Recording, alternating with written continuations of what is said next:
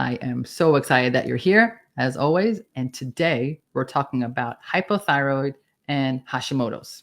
I can't say that many times fast. I can't even say it one time slow. Hypothyroid and Hashimoto's. So here's the thing. Your thyroid is in charge of producing thyroid hormones, and thyroid hormones impact every cell in your body. So if it's not working, you're not working. When the thyroid is not producing enough thyroid hormones, it's called hypothyroid. And when it's an autoimmune type of hypothyroid, that's called Hashimoto's. So Hashimoto's is a type of hypothyroid. Okay, I just want to clarify that for those of you who don't know. Now, a lot of people know that the symptoms of hypothyroid are difficulty losing weight, intolerance to cold. But did you know that it could also affect with even bigger things? It can mess with bigger things in your body. It can mess with your heart. It can mess with your kidneys. And if left untreated, it can actually lead to death. No joke. The worst part is it's often misdiagnosed or diagnosed at a really late stage. So today's talk is about making sure you're getting the right test to find out if you have hypothyroidism and if you already have Hashimoto's and if you have the diagnosis, to talk about ways you can manage it in addition to medications.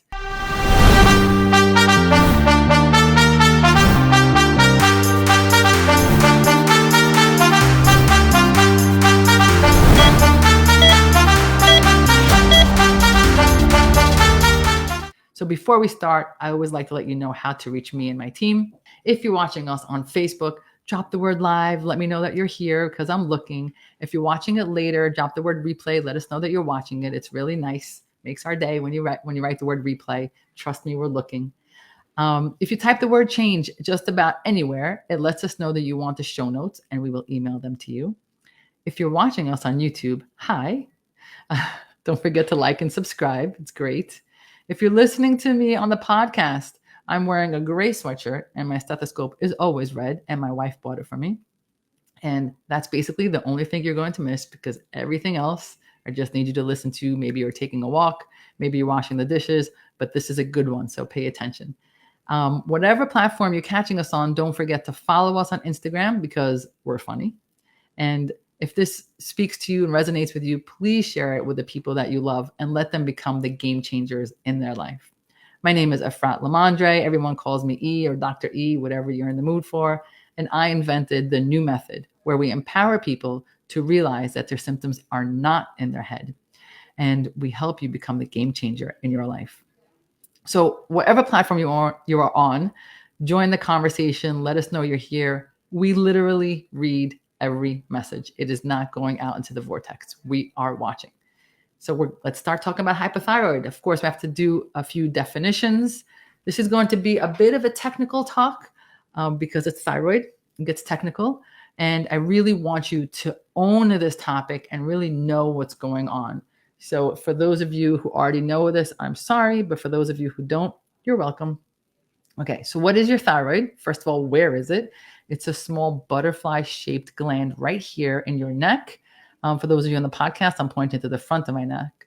And that's in charge of producing your thyroid hormones. And like I said earlier, it is in charge of everything. It's your entire metabolism requires this thyroid hormones. You just need it to be on point. People with underactive thyroid, and we're going to talk about that means in a second, they'll have fatigue. They'll be cold all the time, weight gain, really hard time losing weight. Constipation is a big issue for people with thyroid issues. Depression. In fact, if you're depressed, one of the first things you should check for is find out if you have hypothyroid before you medicate for depression. You might feel like you're moving slowly. Your thoughts might be slow. Muscle aches, weakness, muscle cramps, dry, thinning hair. Sometimes people have headaches in the AM that then go away. These are all signs of hypothyroid, kind of classic signs of hypothyroid. But hypothyroid, that, believe it or not, is just the outside. It can also cause heart problems, kidney issues, nerve injury. It can cause significant pregnancy issues and issues with fertility. So if you're trying to get pregnant, your thyroid has to really be on point. And then, of course, as I alluded to, if you leave it completely untreated and it just keeps going downhill, it can lead to death. Now, there are several reasons why people can have hypothyroid, why it's underactive. But one of the most common is an autoimmune disease, the body's attacking itself, and that's called Hashimoto's. So Hashimoto's just means your thyroid isn't working, and the reason it's not working is because you have an autoimmune issue, which means your body is attacking its own thyroid. That's what Hashimoto's means. Your body is attacking a thyroid, and that is causing it to be sluggish. So not only is this an issue for the thyroid, right? But so you have this attack on the thyroid, which is autoimmunity, but it doesn't stop there, right? Because I just told you thyroid affects every part of your body. So this attack on your thyroid is an attack on every part of your body. And as we all know by now, if you have an autoimmune issue, you're probably going to get another autoimmune issue unless we get to the root cause. So you have an autoimmune issue. Without getting to the root cause, you're going to have more autoimmune issues attacking a gland that is really in charge of just about every system in your body. So it is a really big deal. And the numbers are also big. It's really common. Hypothyroid affects 5 people out of every 100 people over 12 years old in America. 5 out of every 100. 20 million people in America have some kind of thyroid issue.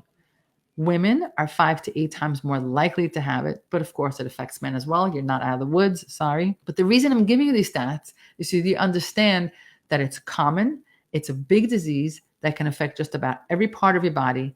And because it's so common, it will mean that you probably know someone who has hypothyroid or thyroid issues. So now let's talk about how do we know, okay, E, you scared me. I got it. It's common. It's a big deal. How do I know if I have it?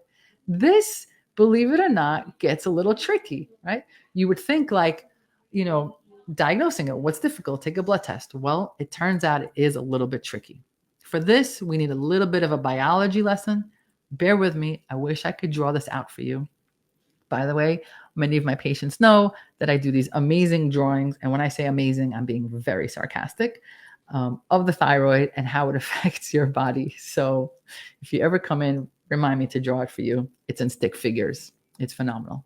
Okay, so here's what you need to know. Your thyroid makes a thyroid hormone called T4, which then becomes T3. Okay, T4. If you have enough T4 in your body, it's good. It's called euthyroid, and everything is fine. Everyone is happy. Life is good. The problem starts when there's not enough T4.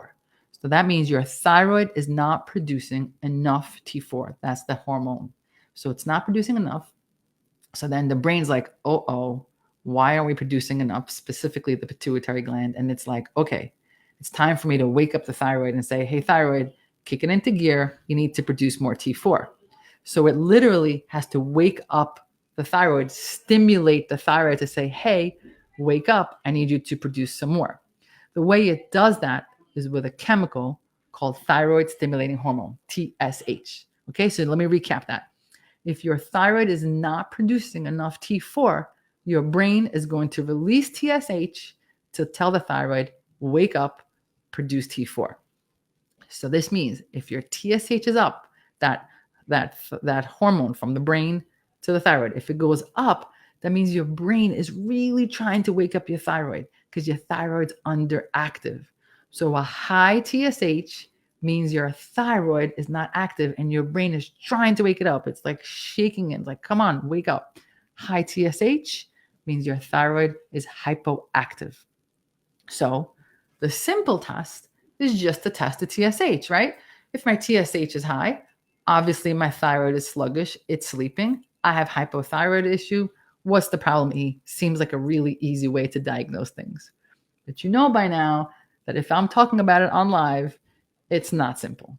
Something else has to be going on.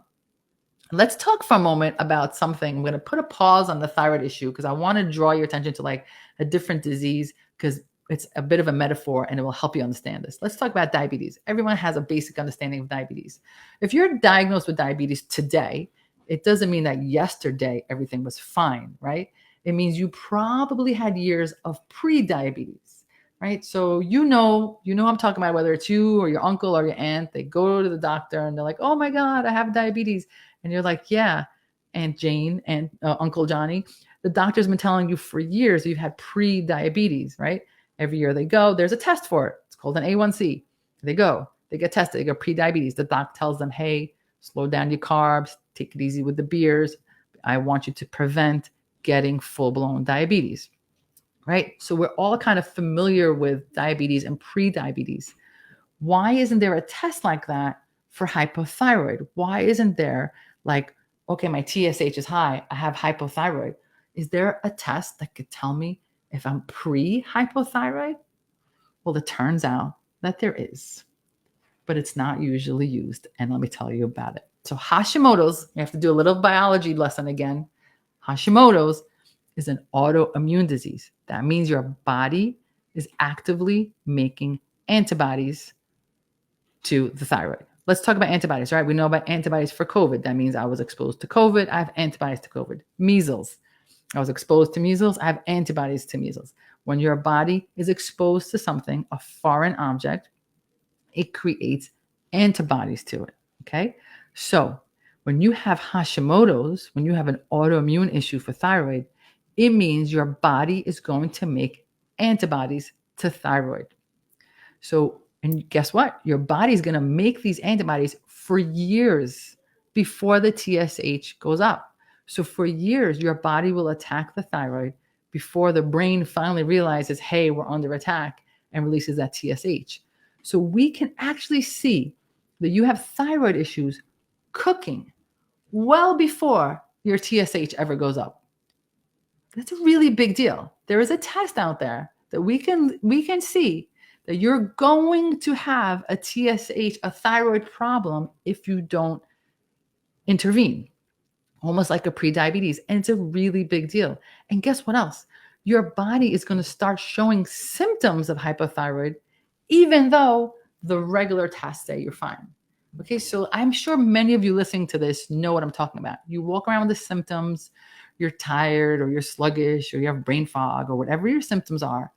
And everyone in your family has thyroid. Your aunt has it, your mom has it, your great grandma has it. So you know what thyroid feels like. And you go to the doctor's office and they keep telling you, you're fine. Your TSH is fine. Everything is fine. Go home. I'll see you next year. They're not wrong. Your TSH is fine, but your thyroid's not fine.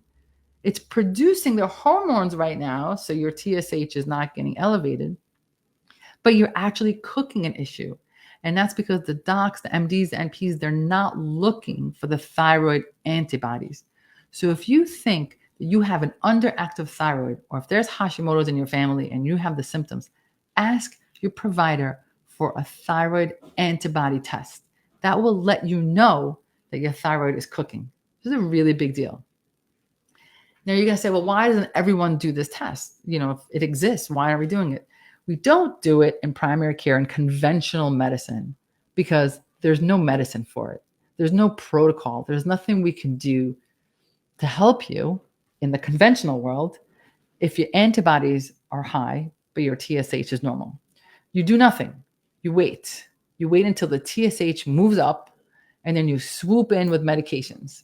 So for many docs, NPs, PAs, providers, it doesn't make sense for them to test these antibodies because they feel, hey, there's nothing I could do about it anyway. Why am I going to worry my patient? I'll wait for that TSH to go up, and then I'll medicate, and then I'll be able to help the patient. Again, there's never malice. The docs, there's no malice. This is just the way we're taught. We wait for that TSH to go up, and then we medicate. How do they medicate it? Let's talk about that for a second. And I'm going to put this up here on the screen. By the way, podcast, all this says right now is TSH, T4, T3, and antibodies. That's what it says on the screen. So how do they medicate? So again, remember I told you, if your thyroid's not active, it doesn't produce T4. So the medication is we give you a T4. Sometimes they give you T3. I'm not going to get into that right now. But the medication is basically to give you the hormone, the T4 or the T3, that your thyroid can't produce. And then the clinician says, I fixed it. You're great. Your TSH is awesome. I fixed it. Look at you. I brought your TSH from a 16 down to a 3. Everything is wonderful. But did they really fix it? Did they really fix it? No, it's not fixed. The body is still attacking the thyroid. The autoimmunity was never addressed. We didn't stop the attack by replacing the T4. We just help the thyroid along but we actually did nothing to stop the attack of the root cause. So that's what we have to talk about. And this is the difference between how conventional medicine handles thyroid and how functional medicine handles thyroid. Conventional medicine waits for you to need that medication and gives it to you. And that's not wrong. It's just not the whole picture. And functional medicine is asking, but why is my body attacking my thyroid to begin with? And what can I do to help fix it so that I don't keep having to up my meds? Right? I want to address the root cause. So this is what we're about. In conventional medicine, it's take a medication, see you next year. But in functional medicine, it's about what's going on. I just want to be clear before I continue on. Even though we're going to talk about the root cause, at no point am I telling you to stop taking your medication. You must continue your medication. If your thyroid already got to the point where it's not producing, you really, really need to take your medication and then implement the changes that we're going to talk about in addition to the medication. Because when we find the root cause, we won't be able to cure the Hashimoto's. I want to be really clear there, but we could stop it from getting worse. Okay, so let me cut to the chase. What is the root cause, E? I mean, you're talking for so long. What's the root cause? The root cause for most of you is your belly. By the time you already have Hashimoto's, you already have gut issues. Your microbiome is probably off, and you probably have a leaky gut. And if you've never heard these terms, microbiome and leaky gut, I need you to watch my lives, my podcasts. I talk about them all the time. Catch yourself up to speed because it is the biggest issue here. Your microbiome and leaky gut, and you already have inflammation in your gut. When people have leaky gut and inflammation, the inflammation doesn't stop in the belly. It starts to attack the body. It can attack the joints like rheumatoid arthritis. It can attack the skin like psoriasis, or it can attack the thyroid and Hashimoto's. So very first thing is that your belly is angry. That's the very first thing in the root cause of Hashimoto's. But the second thing, and maybe the most important thing I have to say for most people, is that Hashimoto's is directly linked to gluten. And for those of you rolling your eyes, if you don't think so, that's okay. This talk is not for you. But for those of you who are suffering, I need you to listen to me. When gluten enters this inflamed system, this inflamed body, the immune system sees it as a foreign object. Follow me here. This is really important because I'm going to explain to you the connection between gluten and Hashimoto's. Okay, so you eat your gluten. Your body sees it as a foreign object, and it begins to make antibodies to gluten. Okay, who cares? You make antibodies to gluten. I don't care. The problem is that gluten looks very similar to an enzyme in your thyroid. So when your body is making antibodies to gluten, it is making antibodies to your thyroid through a process called molecular mimicry. So when you're eating your sandwich with gluten in it, you are in that moment attacking your own thyroid. That's a really big deal. It's a strong, huge connection for people who have Hashimoto's. Gluten is a huge problem for them. Studies have showed that people with Hashimoto's, when they cut the gluten out, their antibodies calm down.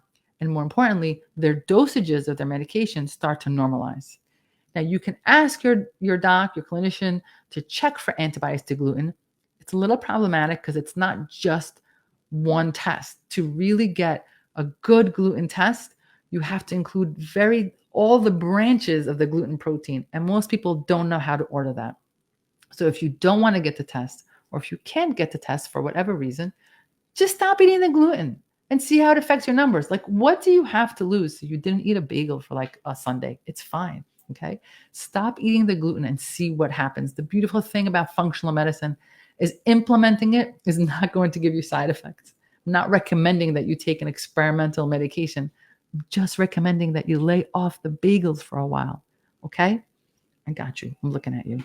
You know I am. I'm looking right into your soul. If you're feeling this and you're like, why is this a personal attack on me and my bagels? Because it is. Anyway, back to our regularly scheduled program. Okay, so now, autoimmunity, the belly, gluten.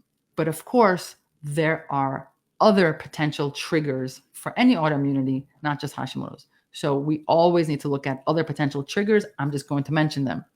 Some people develop Hashimoto's after or during pregnancy, and that's due to large spikes and falls in estrogen. Some people because of heavy metals, mercury, and other toxins. It could be after an infection. People who had a serious infection that could trigger the Hashimoto's. It can be stress. So it's important to look at all of it. But in my practice, I can't tell you how many people with Hashimoto's are sensitive to gluten and have antibodies to gluten and have the genes that make them predisposed to being gluten sensitive. And then once we remove the gluten, they just get better and their numbers start to normalize and their dosages start to stay stable. So it's amazing. And I just want to say this once again, this is not a cure. Once autoimmunity is turned on, it cannot be turned off, but it can be calmed down. It can be slowed down. So that means if you have antibodies, but you don't need medication yet, if you implement changes, you may prevent needing the medication. But if you already are medicated and you're already diagnosed, your TSH is up, you're getting medication, your antibodies are up, then our goal is to make sure that you stay at the same dosage, you don't fluctuate all the time, you don't keep needing to go up, and that would be your success story, that things are stable for you. So our success is stabilization, prevention of worsening, but not a cure. I want to be really clear on that. Okay. So, and this is true with, a lot of diseases, like even diabetes. Some people, if you don't make the changes, like diabetes, sorry, I stumbled there for a minute. I was looking at my notes, but I had to make this point a little bit stronger. If you're someone who is diabetic, I always go back to this because people know it's clear, it's kind of sugar. So if I'm eating a lot of sugar, I have diabetes, I take all this medication, right?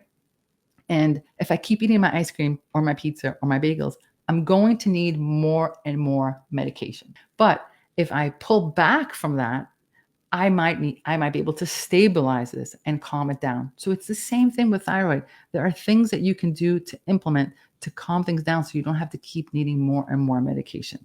All right. I'm pretty sure I drove this point home. It felt like it warranted 2 paragraphs when I wrote it out, but I think you got it. Now the question is, you told me how to diagnose it. You told me how it all works. You told me the root cause. How do I fix it? Let's talk about how fixing it. And this is going to sound similar to my other lives because it is. The first thing is take your medications. You can't mess with thyroid medications. You have to take them.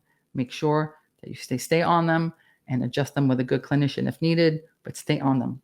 At no point should you just stop your medication, okay? So first things first, I need you on an anti-inflammatory diet, some sort of elimination diet. You must remove gluten. I hope that's clear by now. You must remove gluten. Dairy is also a big trigger. Corn, soy, sometimes eggs have to be removed. Sometimes yeast has to be removed, and sometimes legumes have to be removed. But the biggies for sure are dairy, gluten, corn, and soy. They got to go.